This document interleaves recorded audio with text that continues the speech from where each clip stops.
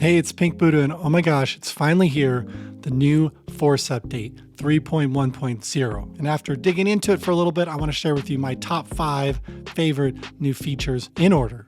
Now, before we get into the top 5, a quick runner-up to this list would be disk streaming. I know a lot of people harp about this as like something they really wanted for a long time. I always just use the Force in such a way that it's more like an effects controller, or I'm using MIDI tracks, so I don't run into memory issues. But with some of the new things that are going on, that may change. So I might revise that later. Okay, number 5 is Midi Learn, the ability to use external controllers to control MIDI parameters on the Force. And I was actually hoping this one was going to be like way up higher on the list. I wanted this to be so much better. And here's why it's not higher on the list for me.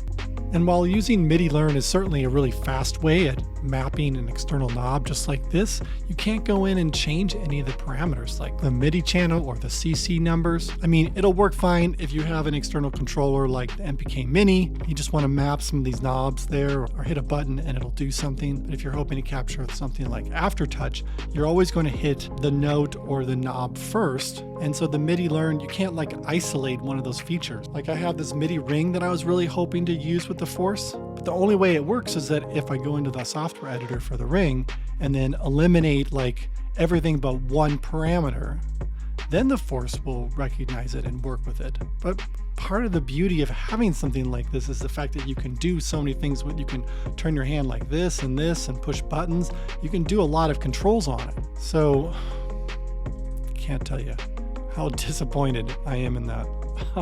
So that would have been number 1 for me, but it is now number 5 because I'll use it a little bit, but just not as much as I was hoping to use it. Oh, and if you're new to this channel, be sure you check out this whole playlist I have of Force related content and subscribe so you don't miss out when I post new videos.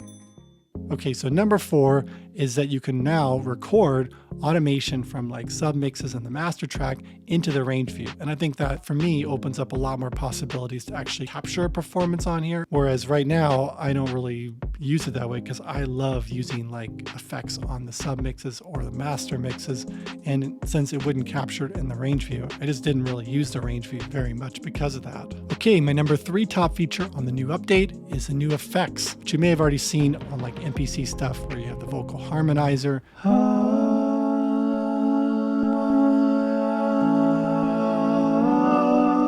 The pitch correction. Oh, and I'm also really jazzed about this new Diode clip. I mean, you can definitely go crazy with this. I mean, that's cool, but I'll probably just dial it back and use it like an exciter. This Granulator is also super interesting.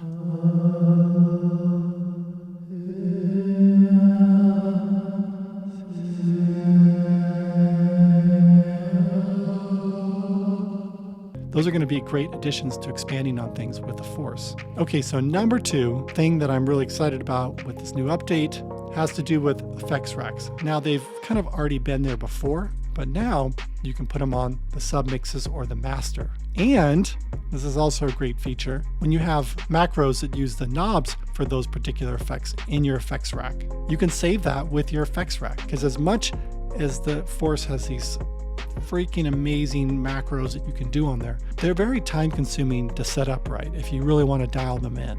The one downside is if you have any like pad macros or the crossfader or the XY pad, that will not save with the effects rack. So that's kind of, I'm like, could have just taken it a tiny bit further. Okay, so here we are. Number 1, favorite new feature is that in fact you can hook up an external interface. And oh my God, this provides so many new possibilities for using the Force as a performance device or recording device. And I'm super excited to hook it up to this.